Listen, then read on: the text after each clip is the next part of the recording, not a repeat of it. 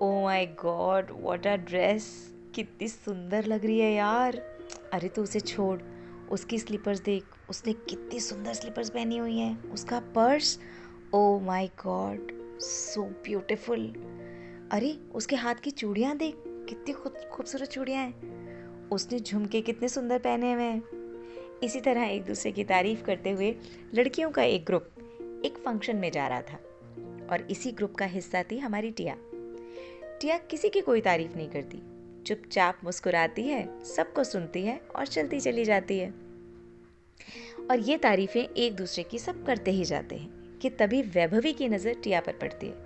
वो टिया को ऊपर से नीचे देखती है। टिया बहुत ही सिंपल से कपड़ों में है, बट उसकी नज़र टिया की नोज़ पिन पर जाकर रुक जाती है, जो कि बहुत ही सुंदर लग रही है। वैभवी खुद को रोक नहीं पाती और वो टिया से कहती है, टिया तुम किसी की तारीफ़ करो या नहीं करो, लेकिन मुझे यहाँ तुम्हारी नोज़ पिन की तारीफ़ करनी पड़ेगी। बहुत सुंदर नोज़ पिन पहना है यार तुमने। टिया मुस्कुराती है, इस पर भी कोई रिएक्शन नहीं देती और चुपचाप आगे चलती चली जाती है। वैभवी के कहने पर हर कोई टिया की नोज़ पिन को नोटिस करता है और जिसको देखो वो उसकी तारीफ़ करना शुरू करता है। टिया क्या नोज़ पिन है यार, कहाँ से लाई, कितनी खूबसूरत है। टिया से अब बर्दाश्त नहीं होता।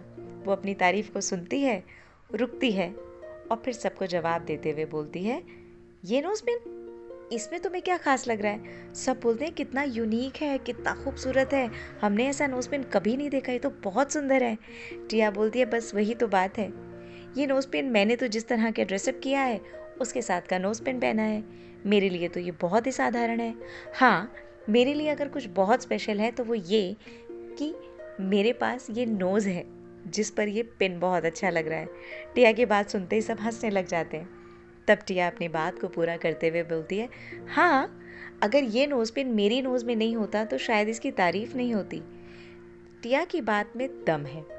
टिया अपनी बात को पूरा करते हुए बोलती है, एग्जैक्टली। अब आप ये सोचिए कि अगर उसकी शारीरिक संरचना इतनी खूबसूरत ना होती तो वो ड्रेस उस पर इतना सुंदर नहीं लगता। अगर उसके हाथ इतने खूबसूरत नहीं होते तो ये चूड़ियाँ उस पर इतनी नहीं फबती। उसके कान खूबसूरत हैं, इसलिए उस पर ईयररिंग्स जम रहे हैं। टिया की ये बातें सभी को समझ में आती हैं। तब टिया बोलती है कि हम लोग ऐसा ही करते हैं। हम लोग इंसान की बनी हुई चीज़ों की तारीफ़ करने में इतने बिजी हो जाते हैं कि उस ईश्वर ने जो दिया है उसकी तारीफ़ करना ही भूल जाते हैं। और हम अपनी रोज़मर्रा की ज़िंदगी में भी तो यही करते हैं।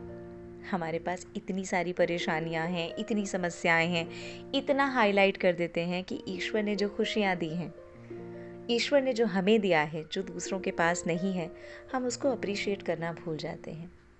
तो टिया अपने नोज़ के माध्यम से एक बहुत ही खूबसूरत मैसेज देती है कि हमें हमेशा उस ईश्वर की दी हुई हर छोटी से छोटी चीज़ को अप्रिशिएट करना चाहिए, जिसकी वजह से इंसान की दी हुई चीज़, इंसान की बनाई हुई चीज़ खूबसूरत लगती है।